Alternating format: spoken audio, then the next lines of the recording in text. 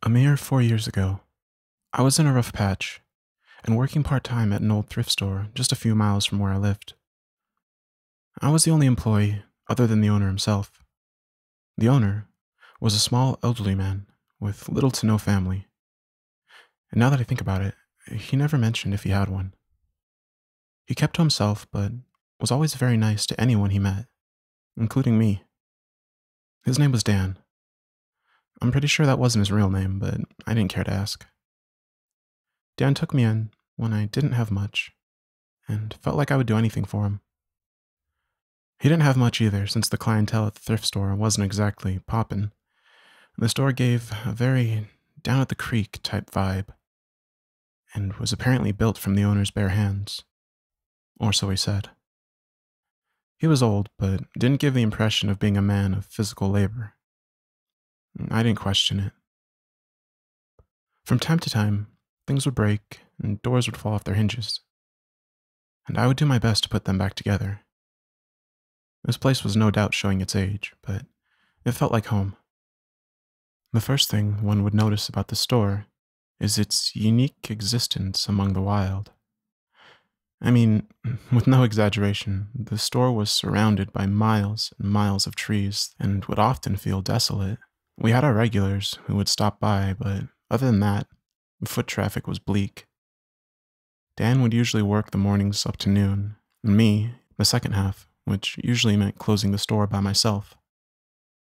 And then one night, I wouldn't say I was necessarily afraid of the dark, but when closing shop, I felt a heightened awareness around me. I felt like something was watching. I just didn't know what. And by then, the sun was long gone, and all I could see was the dark outline of the towering trees. I didn't actually experience anything crazy, but I knew something was off. I brushed it off, and got in my car and drove off. Trying to sleep that night was a bitch. And tossing and turning, I felt a migraine rushing in like a destructive tsunami. I took some pain medication, then quickly dozed off into a dream. The dream was visceral. All I could see were swarms of vibrant colors swirling and swishing around, moving like mists against the wind. And suddenly my dream shifted. I was back at the thrift store. There I was, standing in front of this old but all too familiar thrift store. The night was as dark as can be, but my ears were numb from a chilling freeze. Directly behind the building sat a ginormous presence. In fact, the thing was colossal. I trembled, hardly able to speak, not knowing exactly what to say. I gave a very hesitant hello. Then without warning, this beast, the size of a 20-30-story building, starts flapping its wings and sends me flying on my ass, jetting its massive body straight up into the air. It began to hover over me, wings flapping with tremendous force, making it hard to breathe. I tried to grip the ground as best I could, but I was no match for this destructive force, causing me to glide every which way. I surrendered, and I could tell you, I remember very little beyond that. I wake up the next morning, still left thinking about what exactly I just experienced. It must have been the meds, I tell myself. One thing I did notice is that my ears were still freezing. Odd, considering we're in the middle of July. I then get a call from Dan shortly after. Hey, I was wondering if you could cover the whole day for me at the store. I pause. Is something wrong, Dan? He hesitates. No. Dan quickly spurts in an egregious manner. Sure, I'll cover the day. The phone clicks. Dan hangs up. What was that about? Maybe he's coming down with the same illness as me. Either way, I'm left with an added nauseousness to my stomach. I then head off for the store. On the way to the store, I was honestly still thinking about the strange encounter I had with Dan over the phone. I'm pretty much wondering if he was okay and all. Minutes fly by, and hours pass. Everything starts to seem standard for the better half of the day, which was a major relief considering I was still feeling uneasy when I had arrived. And then, an hour before closing time, I take the liberty of playing some of my favorite tunes, ranging from Johnny Cash to Pink Floyd, the classics. Dan would not approve, but, what the hell, I thought. Finally thinking my day was gradually improving, my music cuts out from the overhead speakers. Static begins to intrude. The fuck? All I can say is that what happened next changed everything. To this day, I'm still left a bit dumbfounded. Nervously twirling my right thumb against my index finger, I began to inspect the store, cautiously walking, looking for anything that may be out of the normal. Suddenly, the overhead speakers begin to project a strange sound, alien by most human standards. It's beautiful, to say the least. The sound began to shift in frequencies, as if dancing across the thrift store's creaky walls in elegance. I could feel it all across my body. I'm left in a daze, unable to speak. I spend hours standing in one place. At one point, I remember the room turning purple, as if standing directly under a blacklight. My eyes watering, I began to feel warmth shooting through my veins. No doubt emanating from the constant movement of these shifting frequencies. Unable to move, I began floating in a standing position, about 5 inches from the ground. I feel a presence shifting behind me, but I don't feel scared. I close my eyes, my body now spinning in a clockwise motion. I hear a voice behind my ear softly whisper something I couldn't comprehend. I give a loud gasp. I tried to open my eyes, but I couldn't. It felt like my body was distorting and glitching as these loud sonic waves began pulsating and bouncing across the room. Whispering in my ear again, I hear, "We are here for him. He was not wise.